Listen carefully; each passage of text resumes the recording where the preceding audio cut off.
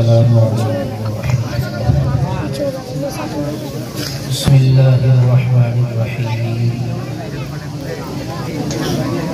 الحمد للہ نحمده ونستعینه ونستغفره ونؤمن به ونتوکل علیہ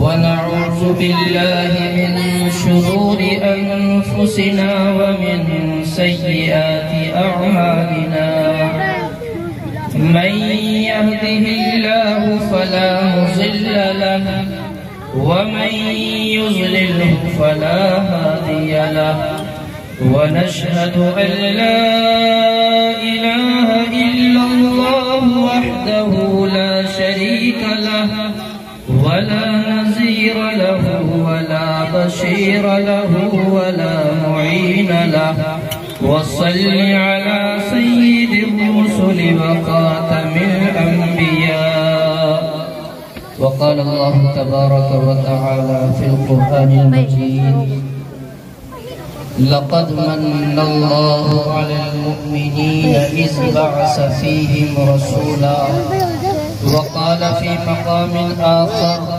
اليوم أكملت لكم دينكم وأتممت عليكم نعمتي ورضيت لكم الإسلام دينا أو كما قال عليه الصلاة والسلام وہ آئے جن کے آنے کی زمانے کو ضرورت تھی، وہ آئے جن کی آمد کے لیے بے چین فطرت تھی، وہ آئے نغمہ داود میں جن کا ترانہ تھا، وہ آئے کریہ یعقوب میں جن کا فسانہ تھا، وہ آئے جن کی خاطر مضطرب تھی وادی بطحا، وہ آئے جن کے دم سے عرش اعظم پر اجالا تھا۔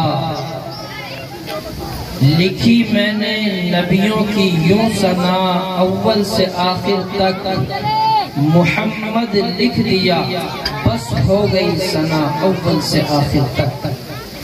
عزیزان محترم، عزیز طلبہ نظام، علماء کرام، میں نے آپ حضرات کے سامنے آیت کریمہ چھوٹی سی تلاوت کی ہے وقت کے مد نظر، اور ماشاءاللہ آپ حضرات کا یہ پروگرام کل سے چل رہا ہے، بچوں کی دستار فضیلت بھی انشاءاللہ ہم سب کے نصیب میں ہے، ہمیں سعادت ملے گی۔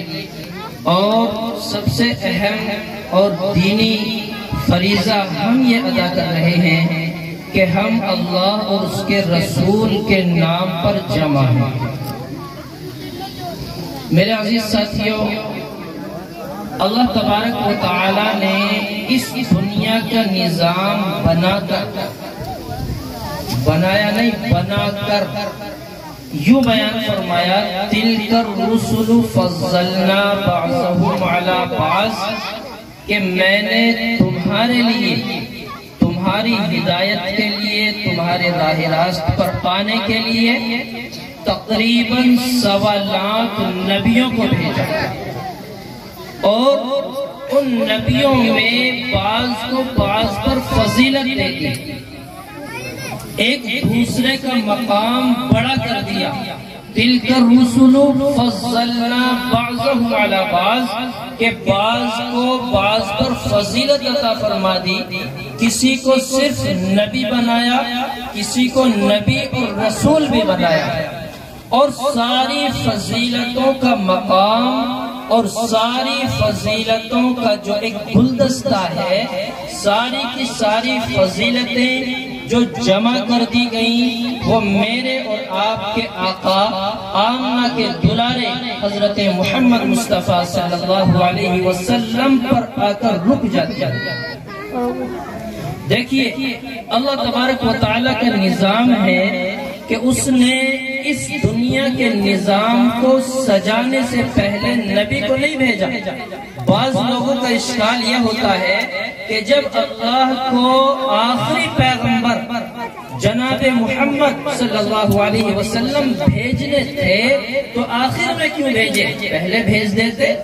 یہ اشکال ہے، لیکن اس اشکال کا جواب آپ ہے کہ آپ نے صبح سے جلسہ شروع کیا تو آپ پہلے ہی دعا کرا لیتے، کسی بڑی شخصیت کو بلا لیتے؟ نہیں، آپ نے انتظار کرنا تھا کہ اب ہم جمع ہو رہے ہیں، بچوں کے پروگرام ہوں گے، پھر علماء کرام کے بیانات ہوں گے، سب سے آخر میں وہ شخصیت آئے گی کہ جو اس جلسے کا اختتام اپنی دعا کے ذریعے سے کرائے گا۔ اللہ نے اس دنیا کے نظام کو بنایا، وَهُوَ الَّذِي خَلَقَ السَّمَاوَاتِ وَالْأَرْضَ فِي سِتَّةِ أَيَّامٍ، 6 دنوں میں دنیا کو بنایا، سجایا اور پھر نبیوں کا سلسلہ جاری کیا۔ جب اللہ نے دیکھا یہ ساری دنیا کا نظام سج گیا، سور گیا، ساری دنیا آپس میں ملنے جلنے لگی، یہ نظام بن گیا، تو پھر آخر میں اللہ نے محمد کو بھیجا۔ کسے بھیجا؟ محمد کو بھیجا، اور پھر محمد کو بھیجنے کے بعد ہم سب کو اس بات کا پابند بنایا کہ اب اس محمد کے بعد کوئی اور محمد آنے والا نہیں، اس نبی کے بعد کوئی نبی آنے والا نہیں۔ اب ہمیں چاہیے کہ جیسے ہمیں اللہ نے آخری پیغمبر دیا ہے، ہم اس پیغمبر سے محبت کرنے والے بنیں۔ حضرت داؤد علیہ السلام اپنی جگہ نبی ہیں، لیکن ان کے دل میں یہ خیال آیا جب انہوں نے اس لاڈلے پیغمبر کے اللہ تبارک و تعالیٰ کی زبانی اس کی حمد و ثنا کا ذکر سنا، تو اس پیغمبر جو داؤد علیہ السلام کو نبوت دے کر اللہ نے سرفراز کیا، اس پیغمبر کے دل میں بھی یہ خیال آیا کہ میرے مولا، جب اتنا بڑا مقام اس آخری نبی کا ہے کہ اس آخری نبی کے امتیوں کا درجہ تقریباً کچھ نبیوں کے برابر ہونے والا ہے، تو مجھے نبوت کی ضرورت نہیں، مجھے آخری پیغمبر محمد مصطفیٰ کا امتی بنا دے۔ حضرت زکریا علیہ السلام نے تمنا کی، میرے مولا ہمیں نبوت کی ضرورت نہیں ہے، ہمیں آخری نبی کا امتی بنا دے۔ حضرت زکریا علیہ السلام نے، روایت میں ان 3 نبیوں کا ذکر آتا ہے کہ انہوں نے نبوت کو اپنے لیے کم قبول کرنا چاہا، کم پسند کرنا چاہا، زیادہ پسند یہ کیا کہ ہمیں آخری نبی کا امتی بنا دے۔ تو ہمیں فخر ہونا چاہیے کہ ہم آخری نبی کے امتی ہیں، فخر ہونا چاہیے۔ میں نے چھوٹی سی آیت پڑھی، لَقَدْ مَنَّ اللَّهُ، اس کا ترجمہ علماء کرام بتلائیں گے۔ کیا ترجمہ ہے؟ اللہ نے احسان کیا، یہ ترجمہ، اللہ نے احسان کیا، اللہ نے، میں نے، آپ نے نہیں، اللہ نے، جو رب مالک الملک ہے، جو رب ساری کائنات کا نظام سجا کے بھی احسان نہیں جتلاتا، اب اس نے قرآن میں بتایا لَقَدْ مَنَّ اللَّهُ، میں نے تم پر احسان کیا۔ بات سمجھ سے باہر ہو گئی، میں کہوں، آپ کہیں، دنیا کا کوئی بندہ کہے میں نے تیرے اوپر احسان کر دیا، تو بات سمجھ میں آتی ہے۔ اتنا بڑا رب کائنات کو ساری بنا کے سجا کے ہمارے لیے ہموار کرتا ہے اور احسان کا ذکر نہیں کرتا۔ زمین و آسمان کو بنایا، شجر و حجر کو بنایا، شمس و قمر کو بنایا، حتیٰ کہ 18,000 مخلوقات کو بنا کے تیرے قدموں میں ڈال دیا، لیکن احسان کا ذکر نہیں کیا، احسان نہیں جتلایا۔ جب ہم قرآن پڑھتے ہیں تو قرآن ہمیں بتاتا ہے لَقَدْ مَنَّ اللَّهُ، اللہ نے احسان کیا۔ اب وہ کون سی چیز ہے جس پر اتنا بڑا رب احسان جتلا رہا ہے؟ تو وہ چیز بھی نرالی ہوگی، وہ گفٹ بھی نرالا ہوگا، وہ تحفہ بھی نرالا ہوگا کہ اتنا بڑا خدا سارے نظام کو سجا کے احسان نہیں جتلاتا۔ حضرت آدم علیہ السلام کو پہلا انسان، پہلا نبی بنایا، احسان نہیں جتلایا۔ حضرت یعقوب علیہ السلام کو نبی بنایا، احسان احسان نہیں جتلایا. حضرت یوسف علیہ السلام کو بادشاہت عطا فرما دی, احسان نہیں جتلایا. حتیٰ کہ 1.25 لاکھ نبیوں کو نبوت بھی عطا کی, کتابیں بھی عطا کی, لیکن احسان نہیں جتلایا.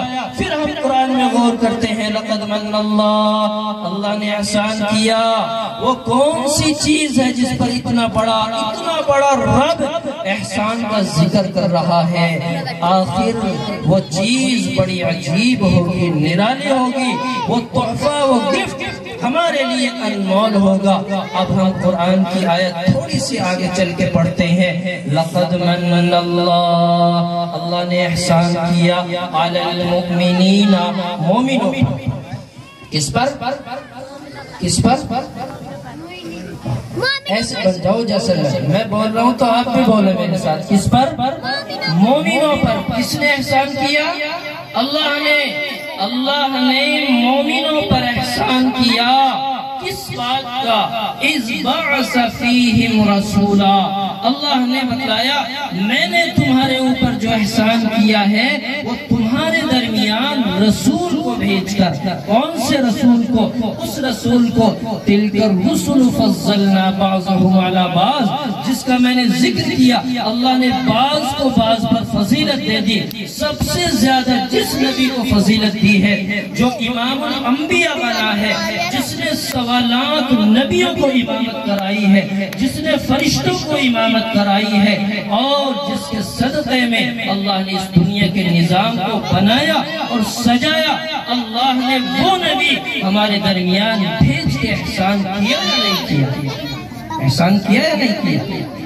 حضرت عائشہ صدیقہ رضی اللہ تعالیٰ عنہ سے کسی نے معلوم کر لیا کہ اماں, نبی علیہ السلام کی عادت و اخلاق بیان کیجئے, نبی کا خلق بیان کیجئے, سیرت بیان کیجئے, نبی کے کچھ واقعات بیان کیجئے. حضرت عائشہ صدیقہ نے فرمایا, اے لوگو, کیا تم قرآن نہیں پڑھتے؟ کہا قرآن تو پڑھتے ہیں. فرمایا قرآن کھولو, قرآن کے ہر صفحے پر میرے نبی کا حسن پڑھا ہے, چاہے وہ یاسین, طٰہٰ, مزمل و مدثر ہو. تو حضرت عائشہ صدیقہ رضی اللہ تعالیٰ عنہ نے فرمایا کہ پورا قرآن نبی کا خلق ہے, پورا قرآن نبی کی سیرت ہے, پورا قرآن نبی کی زندگی ہے. میرے آقا جناب محمد رسول اللہ صلی اللہ علیہ وسلم اس امت کے نبی بن کے آئے ہیں, لیکن اس امت کو اپنے لیے ہر حال میں, اپنے لیے اس امت کو میرے آقا جناب محمد رسول اللہ صلی اللہ علیہ وسلم نے اپنے آل سے, اپنی اولاد سے, اپنی جان سے, اپنے خاندان سے زیادہ چاہا, اور پوری امت کو میرے آقا جناب محمد رسول اللہ صلی اللہ علیہ وسلم نے یہ تعلیم دی ہے.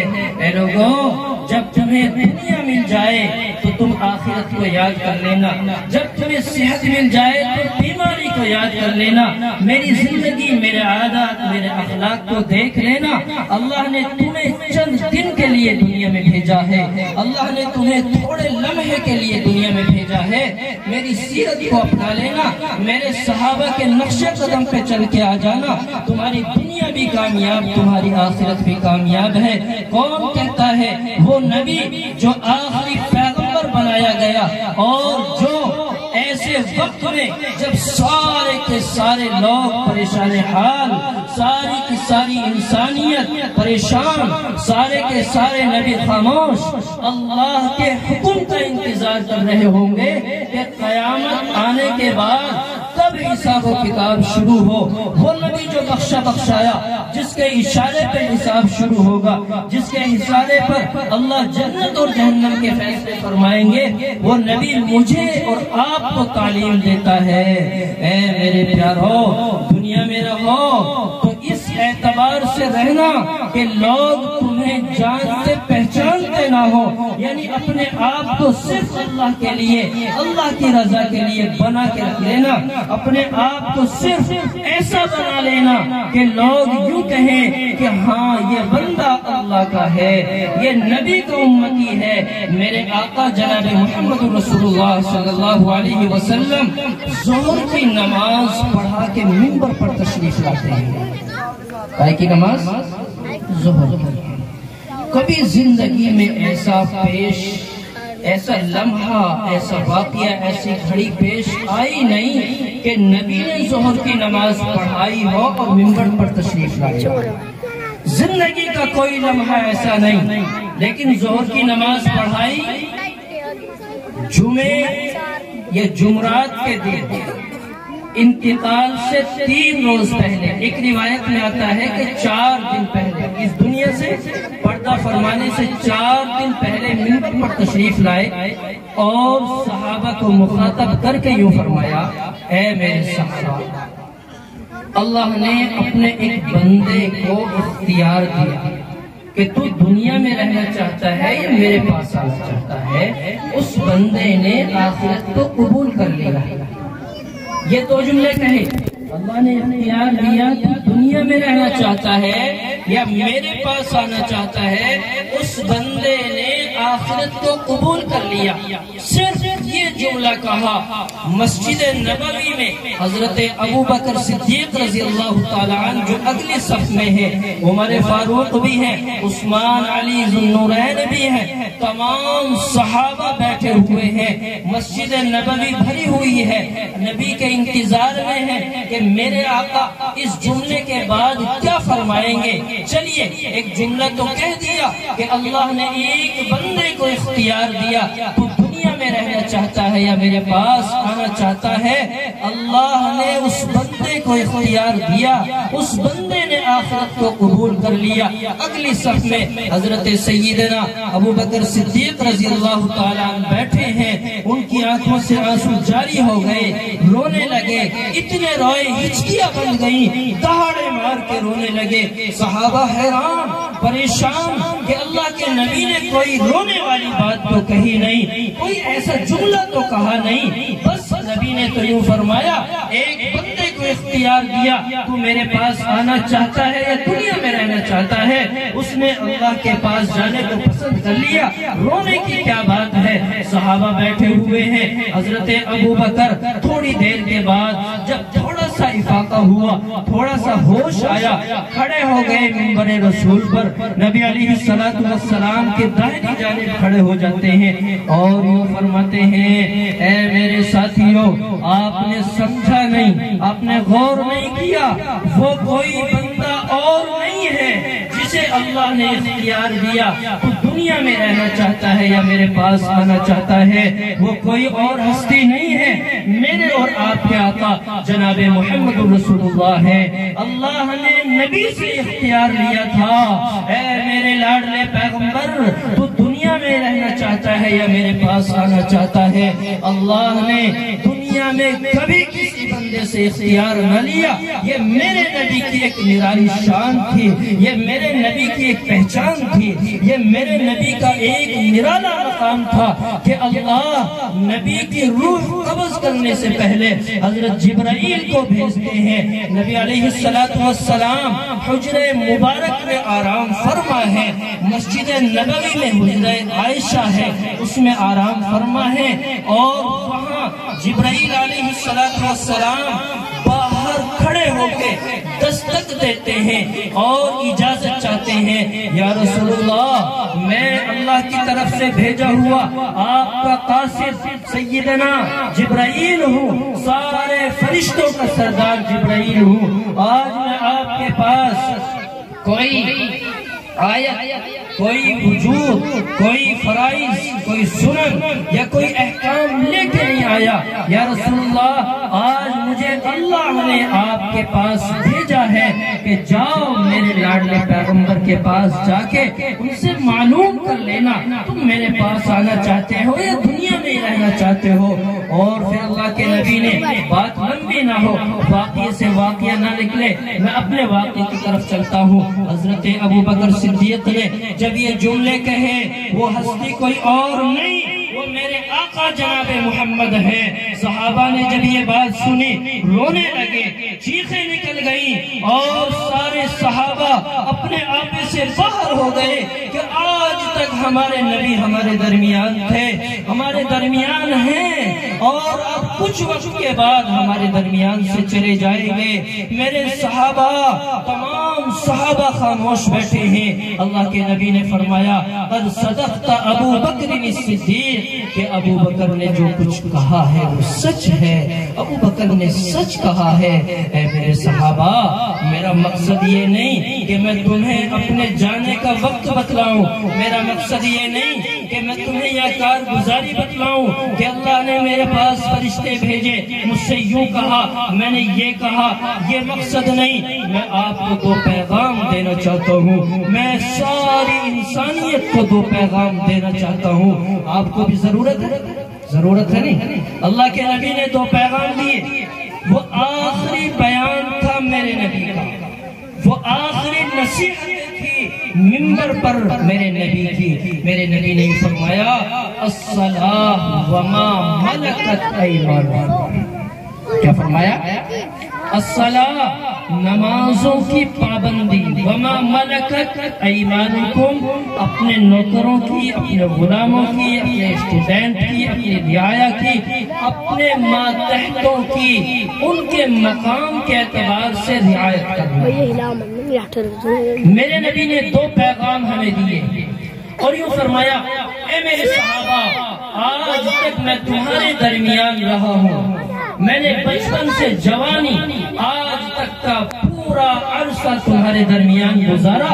اے میرے صحابہ، میں یہ چاہتا ہوں کہ دنیا سے جاؤں اس سے پہلے کہ میرے اوپر کسی کا کوئی حق ہو، میں نے کسی کو ستایا ہو، میں نے کسی کو گالی دی ہو، یا کسی کی زمین ہڑپ کی ہو، یا کسی پر ظلم و زیادتی کی ہو۔ اے میرے صحابہ، میں نبی منبر پر کھڑے ہو کے اللہ کو گواہ بنا کے یوں کہتا ہوں، اگر آج تک میں نے کسی کا کوئی حق دبایا ہو، وہ آج بھرے مجمع میں کھڑا ہو کے مجھ سے بدلہ لے لے، مجھے بدلہ دے، میرے سامنے کھڑا ہو کے یوں کہہ دے یا رسول اللہ میرا آپ کے اوپر حق ہے، یا رسول اللہ آپ نے میرے اوپر ظلم کیا تھا۔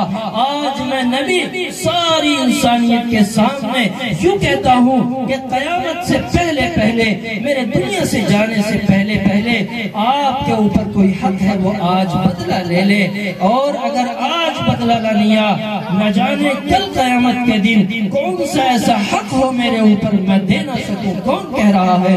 وہ نبی جو معصوم ہے، گناہوں سے پاک ہے، اللہ نے جس کی تعریفیں توریت میں بھی کی ہے، انجیل میں بھی کی ہے، زبور میں بھی کی ہے، سارے نبیوں کو یہ تعلیم دیتا رہا کہ تمہارے بعد بھی نبی آئے گا، تمہارے بعد بھی نبی آئے گا۔ وہ معصوم نبی کھڑا ہو کے کہتا ہے آج کوئی ایسا بندہ جو یوں کہے میرا نبی پر حق ہے، وہ کھڑا ہو کے بدلہ لے لے۔ اے اورنگ آباد کے مسلمانوں، آج ہمیں ذرہ برابر بھی شرم نہیں آتی، ہمیں خیال نہیں آتا، ہم دوسروں کے حق دبا لیتے ہیں، قرضے کے نام پر لے کر دیتے نہیں ہیں، زمین کاٹ لیتے ہیں، ناجائز نہ جانے کتنے ہمارے اوپر ایسے مقدمات ہیں جو ہم نے ناجائز طور پر قبضہ کیے ہوئے ہیں۔ وہ معصوم نبی کھڑا ہو کے ساری انسانیت کو للکارتا ہے، کوئی بندہ کھڑا نہیں ہوتا، سارے صحابہ بیٹھے ہیں، کسی کو ہمت نہیں، وہ کھڑا ہو کے نبی سے یوں کہے یا رسول اللہ میرا آپ کے اوپر حق ہے، لیکن اچانک دیکھتے ہی دیکھتے ایک صحابی کھڑے ہو گئے، ایک کونے سے ڈرتے ہوئے ایک صحابی کھڑے ہو گئے۔ کون کھڑے ہو گئے؟ صحابی ڈرتے ہوئے کونے سے کھڑے ہو گئے۔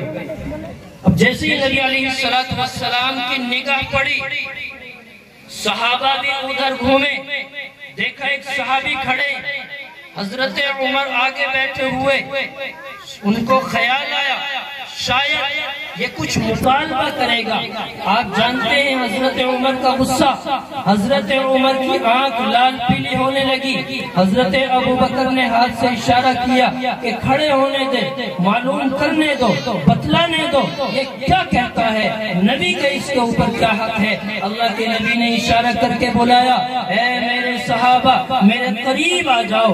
وہ قریب آئے، فرمایا کہ کیا حق ہے؟ کہنے لگے یا رسول اللہ آپ نے اعلان کیا، بھرے مجمع میں اعلان کیا ہے کہ آج کسی کا حق میرے اوپر ہے، وہ کھڑا ہو کے مجھ سے مانگ لے، میں بدلہ دینے کے لیے تیار ہوں۔ آپ صحابہ کو گواہ بنا لینا، آپ کیا میرا بدلہ دے سکتے ہیں؟ اللہ کے نبی نے فرمایا کہ ہاں میں محمد، میں صحابہ کو اللہ کو گواہ بنا کے کہتا ہوں تیرا جو بھی میرے اوپر حق ہے وہ میں دینے کے لیے تیار ہوں۔ قریب آ گئے، فرمایا کہ یا رسول اللہ ایک مرتبہ آپ صف بندی کرا رہے تھے، آپ جنگ کی تیاری میں تھے، صفیں سیدھی کرا رہے تھے اور میں ذرا سب سے آگے پیچھے کھڑا تھا، میں صف میں نہیں تھا، آپ نے میری کمر پر ایک کمچ ماری تھی، آپ نے میری برہنہ کمر پر ڈنڈی ماری تھی۔ اللہ کے نبی نے فرمایا کہ ہاں بدلہ تو بدلہ ہے، ذرہ برابر بھی اگر بدلہ ہے تو بدلہ ہے۔ ایک صحابی کو اشارہ کیا کہ جاؤ ایک ڈنڈی لے کے آؤ، وہ صحابی کمچ لے کے آتے ہیں۔ کس کے لیے؟ وہ صحابی کھڑا ہے نبی کے لیے، ایک امتی آج بدلہ لینے کے لیے کھڑا ہوا ہے۔ وہ صحابی آ گئے، ڈنڈی ان کے ہاتھ میں دی گئی، اللہ کے نبی کھڑے ہو گئے، اے میرے ساتھی آج بدلہ لے لے، کل مجھے رسوا نہ ہونا پڑے، آج تو بدلہ لے لے۔ صحابی کی آنکھوں میں آنسو ہیں، سارے فرشتے دیکھ رہے ہیں، کائنات کے سارے فرشتے کھڑے ہیں کہ آج زندگی میں پہلی مرتبہ ایسا ہونے والا ہے کہ ایک امتی اپنے نبی سے بدلہ لے۔ وہ صحابی فرماتے ہیں یا رسول اللہ جب آپ نے ڈنڈی ماری تھی میری کمر پر کپڑا نہیں تھا، میری کمر برہنہ تھی، ننگی تھی میری کمر، اللہ کے نبی نے اپنا کپڑا جس میں ادھر سے اوپر کر دیا۔ وہ صحابی کھڑے ہوئے ہیں، صحابہ دیکھ رہے ہیں کہ اللہ آج کیا ہونے والا ہے۔ وہ صحابی انتظار میں ہیں، اللہ کے نبی نے کپڑا اوپر کیا، ڈنڈی کو ایک طرف پھینکا اور آگے بڑھے، اللہ کے نبی کے دونوں شانوں کے درمیان مہر نبوت کو چوما، بوسہ دیا اور یوں فرمانے لگے فَزُلْتُ وَرَبِّ الْكَعْبَةِ، رب کعبہ کی قسم میں کامیاب ہو گیا، رب کعبہ کی قسم آج میں کامیاب ہو گیا۔ میں نے ساری زندگی ارادہ کیا، چاہا کہ یا اللہ ایسا کوئی موقع دے دے کہ میں نبی کی مہر نبوت کو بوسہ دے دوں، میں نبی کی مہر کو چوم لوں، کبھی زندگی میں موقع نہ ملا۔ یا رسول اللہ مجھے معاف کرنا، آج یہ بہانہ ملا ہے، یہ بہانہ میں نے غنیمت سمجھا، میں نے سوچا کہ اب تو میرے نبی دنیا سے پردہ فرمانے والے ہیں، نہ جانے موقع ملے نہ ملے، آج یہ موقع غنیمت سمجھا، مجھے معاف کر دینا۔ اللہ کے نبی فرماتے ہیں اے میرے صحابہ کی جماعت گواہ رہنا، یہ صحابی آج کامیاب ہو گیا، میں گواہی دیتا ہوں اللہ نے اس کی مغفرت فرما دی اور اس کی برکت سے آج سارے مجمع کو اللہ نے معاف کر دیا۔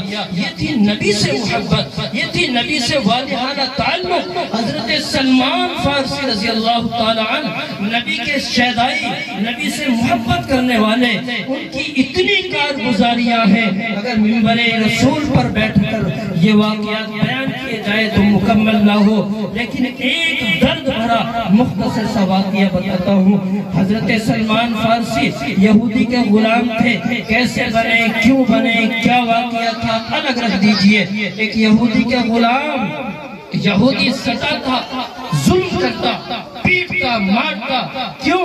اس لیے کہ وہ اسلام میں داخل ہو چکے تھے. اسے خبر ہو چکی تھی کہ یہ ایمان میں داخل ہو چکے ہیں. وہ ستاتا تھا اور حضرت سلمان فارسی برداشت کرتے چلے جاتے. وہ پورے دن کام کراتا. شام کے وقت میں حضرت سلمان فارسی کو گالیاں دیتا.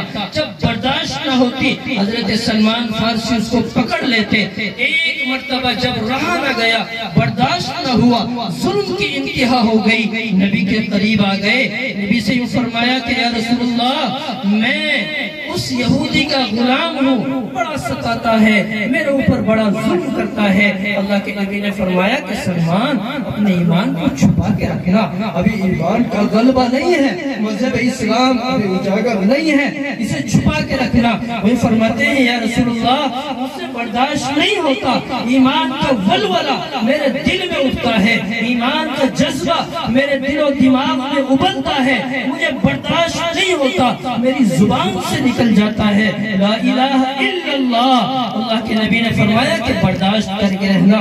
جب انتہا ہو گئی، اس یہودی نے مار پیٹ کر کے انتہا کر دی.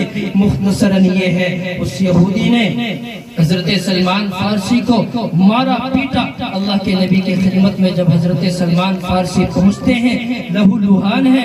فرمایا کیا ہوا سلمان؟ کہنے لگے یا رسول اللہ، آج تو انتہا ہو گئی، آج اس نے مجھے بہت ستایا ہے، بہت مارا پیٹا ہے، آپ تک کو گالیاں دی ہیں. اللہ کے نبی نے فرمایا کہ جا، آج اس سے جا کے کہہ دے کہ آج سے بعد میں تیرا غلام نہ رہوں گا، تو مانگ لے جو تجھے مانگنا ہے، میں آزاد ہونا چاہتا ہوں، جو تیرا حق ہے، جو تیرا مطالبہ ہے، مانگ لے، آج پورا کر لے. اللہ کے نبی نے اس سے حضرت سلمان فارسی سے جب یوں کہا، وہ یہودی بھی جانتا تھا کہ اس کا آقا، اس کا نبی برحق ہے، سچا ہے، مانتا نہیں تھا. اس نے ایسا مطالبہ کر دیا کہ اس کا نبی بھی نہ دے سکے. اس نے کہا کہ میری یہ زمین خالی پڑی ہے، اس زمین میں 300 کھجور کے درخت لگا دے اور 3 دن میں لگ جانے چاہیے، کھجور آ جائے، پک جائے. یعنی ایسا مطالبہ جو پورا نہ ہو سکے. اس کو خیال تھا کہ یہ پورا نہ ہو سکے گا اور یہ میرا غلام کا غلام رہے گا. آخر وقت یہ آیا، حضرت سلمان فارسی رضی اللہ تعالیٰ عنہ نے جا کے یوں فرمایا کہ یا رسول اللہ، اس نے تو ایسا مطالبہ کر دیا، مجھے لگتا ہے کہ زندگی بھر میں اس کی غلامی میں رہوں گا، وہ مطالبہ پورا ہو ہی نہیں سکتا. فرمایا کیا بات ہے، بتلا تو صحیح. کہنے لگے یا رسول اللہ، اس نے 300 درخت کے پیڑ مانگے ہیں اور 3 دن میں اپنے خالی کھیت میں. اللہ کے نبی نے فرمایا کہ گھبرانے کی ضرورت نہیں، جا کے کہہ دو تیرا مطالبہ پورا ہو جائے گا. حضرت سلمان فارسی سوچنے لگے 3 دن میں درخت لگائے جائیں گے، بڑے ہوں گے، پھل پک کر تیار ہو جائے اور ایسا پھل کہ مدینے میں نہ ہو. شام ہو گئی، اللہ کے نبی انتظار میں بیٹھے ہوئے ہیں. حضرت سلمان فارسی سوچ رہے ہیں. ایک دن تو اسی طرح گزر گیا. کہنے لگے یا رسول اللہ، اب کیا ہوگا؟ 2 دن باقی ہیں اور اس نے مطالبہ کیا ہے 3 دن کا. فرمانے لگے گھبرانے کی ضرورت نہیں ہے، آرام کر لیجئے، سو جائیے. اب میں تیرا آقا ہوں، میں تیرا بادشاہ ہوں اور میں تیرا خیر خواہ ہوں. آپ آرام کر لیجئے. آرام کہاں سے کریں؟ نیند کیسے آئے؟ شام ہو گئی. فرمانے لگے سو جاؤ، آرام کر لیجئے. نیند نہیں آتی. اللہ کے نبی آرام فرما ہے. حضرت سلمان فارسی غور و فکر میں ہے، کیا کریں؟ اب صبح ہو جائے گی، دن نکل جائے گا، پورا ہو جائے گا. اللہ کے نبی نے فرمایا کہ سلمان آرام کر، تیرے آقا نے نہ سونے دیا، تو آرام کر. صبح فجر کی نماز پڑھ کے جب تو وہاں جا کے دیکھے گا تجھے کچھ نہ کچھ ملے گا. ایسا ہی ہوا. صبح فجر کی نماز کے بعد جا کے دیکھا 100 درخت لگے ہوئے ہیں. ظہر کے بعد دیکھا 100 اور ہے. ایک دن میں درخت لگ گئے.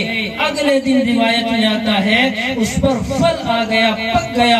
حضرت سلمان فارسی یہودی کو لے کے پہنچے. چل اپنے باغ کے پاس جا کے دیکھ لے۔ اس نے دیکھا اور خیال کیا کہ شاید میں نیند میں ہوں، آنکھوں کو ملنے لگا کہ یہ میرا کھیت تو لگتا نہیں، میرے تو باغات لگتے نہیں، خالی بنجر پڑا ہوا تھا۔ کہنے لگے سلمان فارسی خالی ہو یا بھرا ہوا، گن لے 300 پیڑ تیرے لگے ہوئے ہیں۔ روایت میں آتا ہے کہ حضرت سلمان فارسی رضی اللہ تعالیٰ عنہ کو اللہ تبارک و تعالیٰ نے اتنا بڑا مقام عطا کیا۔ وہ واقعہ ہو چکا، وہ یہودی اس نے آزاد کر دیے، نبی کی خدمت میں آ گئے۔ نبی نے فرمایا میں غلام نہیں بناتا، جا سلمان آج سے تو آزاد ہے۔ روایت میں آتا ہے کہ عجوہ کھجور جو آج ہمیں ملتے ہیں وہیں سے نبی علیہ السلام نے جو لگائے تھے اسی وقت سے ایجاد ہے، اسی وقت سے شروعات ہے۔ تو اللہ کے نبی سے محبت کرنے والے بنے۔ اللہ کے نبی کو، اللہ کے نبی نے کیا قربانیاں ہمارے سامنے پیش کی ہے۔ ہم نبی کے غلام نہیں، ہم نبی کے غلاموں کے بھی غلام بن جائیں۔ حضرت سفینہ رضی اللہ تعالیٰ عنہ ایک مرتبہ سفر میں ہیں اور راستے میں بیابان جنگل سے گزرے، اچانک ایک کٹھن گھاٹی ہے، ایک پرخطر راستہ ہے۔ حضرت سلمان فارسی جیسے ہی اس پرخطر راستے میں آگے بڑھتے ہیں، ایک شیر نظر آیا۔ شیر نے حضرت سلمان فارسی کو دیکھا، آگے بڑھے اور چاہا کہ حملہ کرے۔ حضرت سلمان فارسی رضی اللہ تعالیٰ عنہ ٹھہرے، تھوڑے پیچھے ہوئے، ڈر گئے۔ ڈرتے ہوئے ان کی زبان سے صرف ایک لفظ نکلا اور یوں کہا کہ اے شیر، تجھے معلوم نہیں میں کون ہوں، میں محمد کا غلام ہوں۔ شیر نے جب یہ بات سنی ہے پیچھے ہٹ گیا اور دم ہلانے لگا۔ حضرت سفینہ رضی اللہ تعالیٰ عنہ کچھ نہ سمجھ سکے، تھوڑی دیر سہمے ہوئے ہیں، ڈرے ہوئے تھے۔ خیال آیا کہ ابھی تک تو یہ مجھ پر حملہ کرنا چاہتا تھا، اب یہ عاجزی اور انکساری میں ہے، اب یہ عاجزی کرنے لگا۔ ان کے دل میں خیال آیا، اللہ نے یہ بات ڈالی کہ اے سفینہ، یہ شیر اب تیرا غلام بن چکا ہے۔ حضرت سفینہ اس کے پشت پر سوار ہوئے ہیں اور وہ ملک شام تک حضرت سفینہ کو چھوڑنے آیا۔ جیسے ہی حضرت سفینہ رضی اللہ تعالیٰ عنہ نبی کی خدمت میں حاضر ہوئے اور کچھ عرض کرنا ہی چاہتے ہیں، اپنا واقعہ بتانا ہی چاہتے ہیں، یہ نبی کا معجزہ ہے۔ اللہ نے حضرت جبرائیل کو بھیج کے حضرت سفینہ کا پورا واقعہ نبی علیہ السلام کو پہلے ہی بتلایا اور یہ فرمایا اے سفینہ، تیرے یہاں پہنچنے سے پہلے جبرائیل علیہ السلام نے مجھے آ کے بتلایا کہ جب تو نے شیر سے یوں کہا کہ میں محمد کا غلام ہوں تو شیر نے آگے بڑھ کے یوں کہا اے سفینہ، اگر تو محمد کا غلام ہے تو میں محمد کے غلاموں کا بھی غلام ہوں۔ میرے عزیزو، ہمیں نبی کی غلامی چاہیے، ہم نبی کے غلام بننا چاہتے ہیں، ہم نبی کے غلام ہیں، لیکن اس غلامی کا ہم نے کیا حق ادا کیا ہے؟ نبی نے اس امت کو کبھی نہ بھلایا، نبی نے ہر حال میں اس امت کو یاد رکھا ہے، نبی نے ہر قربانی میں اس امت کو یاد رکھا، چاہے نبی کے دندان مبارک شہید کر دیے گئے ہو یا نبی کی جوتیاں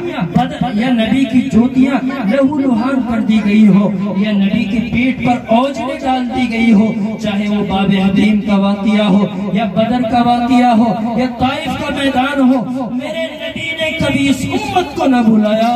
اے مسلمانوں، آج ہمیں کیا ہوا ہے؟ نبی کی ایک سنت بھی ہمارے یاد نہیں ہے، نبی کا ایک حکم بھی ہمارے دل و دماغ میں نہیں آتا، نبی کی ایک قربانی ہمارے یاد نہیں آتی۔ ہم مسلمان ہیں، ایمان والے ہیں، اللہ نے ہمیں نبی کو امتی بنا کے بھیجا ہے، ہمیں فخر کرنا چاہیے کہ اے اللہ تیرا احسان ہے ہمارے اوپر، تیرا شکر ہے کہ تو نے ہمیں نبی، ہمارے نبی کو ہمارے درمیان بھیجا، نبی کو امتی بنایا۔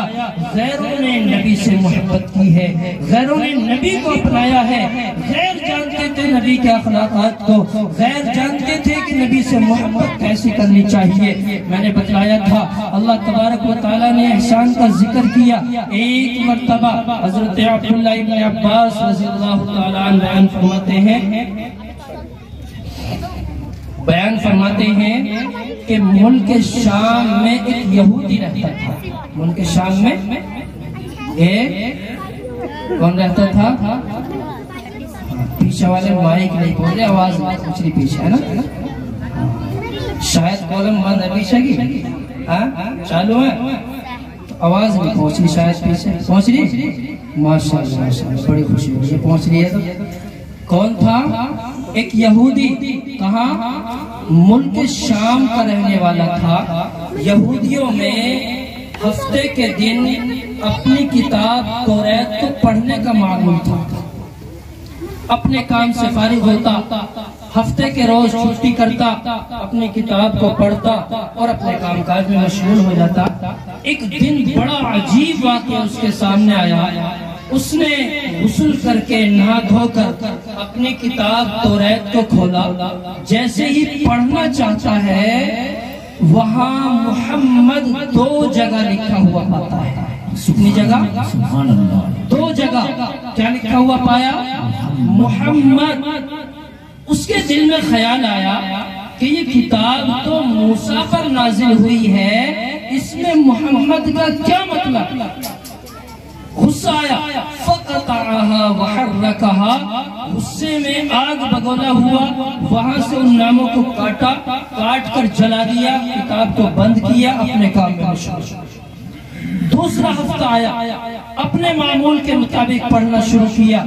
ابھی پڑھنا چاہتا ہے, کتاب کو کھولا, تلاوت شروع نہیں کی, نبی کا نام 4 جگہ پایا. اور زیادہ غصہ آیا. فَقَطَعَهَا وَحَرَّكَهَا, اس نے وہاں سے 4 نام کاٹے, جلا دیے, کتاب کو بند کیا, نہیں پڑھا, اپنے کام میں مشغول ہو گیا. تیسرے ہفتے اپنے معمول کے مطابق کتاب کو کھولا, نبی کا نام 12 جگہ پایا. اب غصہ نہیں, خیال آیا, اب فکر ہوئی, اب سوچ میں پڑ گیا. اب اس آگ بگولا نہیں ہوتا ہے, اب یہ نہیں سوچتا کہ یہ تو اس موسیٰ پر نازل ہوئی ہے. اب یہ خیال آتا ہے کہ یہ شاید اللہ کا کوئی لاڈلا پیغمبر ہے, یہ کوئی اللہ کا لاڈلا بندہ ہے کہ میں نے 2 جگہ سے کاٹا, 4 جگہ پایا, 4 جگہ سے کاٹا, 12 جگہ پایا. اگر میں نے یہاں سے کاٹا, نہ جانے پوری توریت اسی کے نام سے بھر جائے. ایسا محسوس ہوتا ہے یہ شاید اللہ کا کوئی لاڈلا بندہ ہے. اب اس کو خیال آیا کہ ایسی شخصیت سے, ایسے برگزیدہ پیغمبر سے ملنا چاہیے, ایسی ہستی سے ملاقات کرنی چاہیے. اور بڑے پیار محبت سے, ادب سے کتاب کو بند کیا, اپنی الماری میں رکھا, اپنا توشہ دان تیار کیا, اپنی اونٹنی پر سوار ہوا, سامان سفر تیار کر کے نکلتا ہے. دل میں خیال ہے, ولولہ ہے, ایک فکر ہے, کڑھن ہے کہ مجھے اس پیغمبر سے ملاقات کرنی ہے جو اللہ کا لاڈلا پیغمبر ہے, جو دلارا ہے. اب اس کو فکر ہے, جب آدمی کسی دھن میں ہوتا ہے, کسی فکر میں ہوتا ہے, اسے نہ کھانا یاد ہوتا ہے, نہ پینا یاد ہوتا ہے. اب وہ سفر میں رواں دوا ہے, ملک شام کا رہنے والا ہے, لیکن وہ سفر میں ہے, کبھی بھوک لگتی ہے, کبھی پیاس کی شدت ستاتی ہے.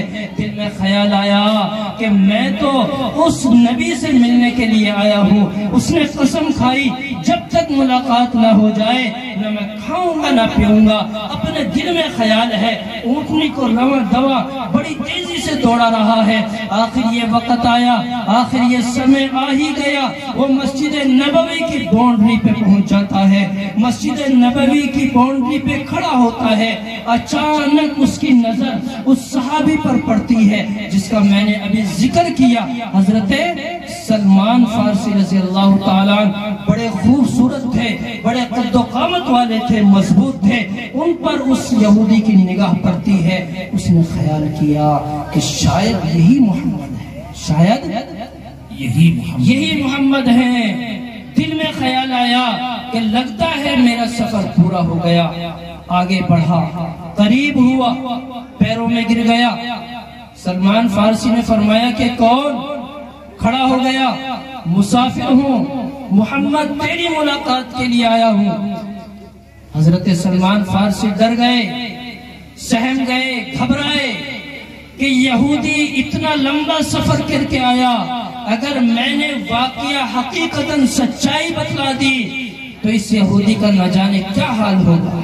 میں نے ابھی ذکر کیا کہ 3 روز قبل نبی نے منبر رسول پر کھڑے ہو کے اپنے آپ کو ساری انسانیت کے لیے سامنے پیش کر کے اور یہ کہا تھا کہ کسی کا حق میرے اوپر ہے تو بدلہ لے لے۔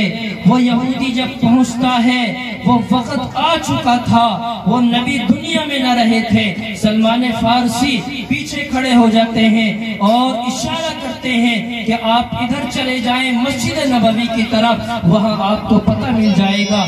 وہ یہودی اپنی اونٹنی پر سوار ہوا، بڑی تیزی سے اونٹنی کو دوڑایا، مسجد نبوی کے دروازے کے سامنے اونٹنی سے اترا، اونٹنی کو باندھا بھی نہیں ہے، اسی طرح چھوڑا اور بڑی گڑھن فکر کے ساتھ جیسے مچھلی تڑپتی ہے بغیر پانی کے مسجد کے اندر داخل ہو گیا۔ نہ دعا نہ سلام، کسی کی کوئی پرواہ نہیں، کون دیکھ رہا ہے کون نہیں دیکھ رہا، کون روکے گا کون نہ روکے گا، کوئی خیال نہ آیا۔ وہ تو ایک فکر میں ہے، گڑھن میں ہے، مسجد نبوی کے صحن میں داخل ہو جاتا ہے۔ آواز لگائی، این محمد تحبہ، کہاں ہے وہ محمد جس سے میں محبت کرتا ہوں؟ صحابہ خاموش۔ صحابہ نے آواز سنی، بڑی گرجتی ہوئی آواز، بڑی محبت والی آواز، بڑی درد بھری آواز صحابہ کے کانوں میں پڑی ہے کہ یہ آدمی مسافر، گرد و غبار اس کے چہرے پر بڑی رنگت ہے، یہ بڑا پیاسا لگتا ہے، بھوک کا ستایا ہوا ہے اور یہ محمد کو پکار رہا ہے۔ صحابی بیٹھے ہوئے کوئی جواب نہیں دیتا، صحابی خاموش ہے۔ آخر کون بتلائے کہ نبی کہاں ہیں، کون بتلائے نبی کا حال؟ کوئی جواب دینے کے لیے تیار نہیں، سب کی آنکھیں بھر آتی ہیں۔ حضرت علی کھڑے ہو جاتے ہیں، اے مسافر ذرا ٹھہر جا، بیٹھ جا، آرام کر لے، تیرے لیے پانی لے کے آتا ہوں، کھانے کا انتظام کرتا ہوں، ذرا ٹھہر تو صحیح، تو سفر کر کے آیا ہوا ہے، تھکا ہوا ہے، آرام کر لے۔ یہودی نے کہا کہ نہیں نہیں، میں نے قسم کھائی ہے جب تک محمد سے ملاقات ہو جائے نہ ہو جائے مجھے کھانا پینا حرام ہے، میں اس وقت تک نہ کھاؤں گا نہ پیوں گا۔ وہ یہودی کھڑا ہوا ہے کہ بس مجھے نبی کا پتہ بتا دو۔ حضرت علی فرماتے ہیں، اے مسافر جس کی محبت میں تو سفر کر کے آیا ہے، میں بھی صحابہ بھی بیٹھے ہوئے ہیں، آج نبی کے انتقال کو 3 روز ہو چکے ہیں، وہ نبی اس دنیا میں نہ رہا۔ اس یہودی نے جب یہ بات سنی فغشیہ، بے ہوش ہو گیا، گر گیا، ہوش نہ آیا، کافی دیر کے بعد ہوش آیا، کہنے لگا اے اللہ مجھے لگتا ہے کہ تو نے میرے سفر کو قبول نہ کیا۔ اے میرے مولا، میں نے جس سے محبت کی تھی، میں جس کی محبت میں آیا تھا، آج وہ میرے سامنے نہ آیا۔ اے میرے مولا، وہ نبی میرے آنے سے پہلے نے پردہ فرما دیا۔ اے الہ العالمین، اس نبی کو تو نے پہلے ہی بلا لیا۔ اور یوں کہا اس یہودی نے، اے میں مسافر ہوں، مجھے کم از کم یہ تو بتلاؤ کہ اس نبی نے کوئی نشانی تو چھوڑی ہوگی، کوئی کپڑا تو چھوڑا ہوگا، کم از کم وہ نبی میرے سامنے نہ رہا، اس کی نشانی تو دکھلا دو۔ جب کسی سے محبت ہوتی ہے تو اس کی ہر ادائیں پیاری ہوتی ہیں، ہر چیزیں پیاری ہوتی ہیں۔ وہ یہودی نبی سے محبت کر چکا تھا، اس نے کہا کوئی کپڑا تو ہوگا۔ حضرت علی نے فرمایا اے مسافر بیٹھ جا۔ حضرت علی گھر گئے، حضرت فاطمہ سے فرمایا اے فاطمہ میرے نبی کی پگڑی دے دو۔ میرے نبی کی دستار تھی، پگڑی تھی، امامہ تھا، وہ لے کر مسجد نبوی میں آئے ہیں۔ مسجد نبوی میں پگڑی کا لانا تھا۔ روایت میں آتا ہے حضرت عبداللہ ابن عباس رضی اللہ عنہ فرماتے ہیں کہ مسجد میں پگڑی کا لانا تھا کہ مسجد خوشبو سے معطر ہو گئی۔ اس یہودی کے دل میں نبی کی محبت اور گھر کر گئی۔ میرے عزیزو، حضرت عبداللہ ابن عباس جنہوں نے واقعہ نقل کیا وہ فرماتے ہیں وہ یہودی آگے چلا، ہم پیچھے چلے، ہم نبی علیہ السلام کے مزار اقدس پر، نبی کی قبر مبارک پہ پہنچتے ہیں۔ وہ یہودی کھڑا ہوتا ہے، اپنی زبان میں اپنے الفاظ میں کچھ کہتا ہے.